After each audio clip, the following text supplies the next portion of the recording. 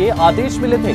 मेरी अधिकारी परमवीर सिंह ने आदेश दिए थे। मैंने परमवीर सिंह मानने से इनकार कर दिया था। यह आदेश मानने से इनकार कर दिया था। ये तमाम बयान सामने आए हैं। मालेगांव मामले में मोहन भागवत को फंसाने के आदेश मिले थे। मेरी अधिकारी परमवीर सिंह ने इस तरीके के आदेश जो है वो उन्हें दिए थे।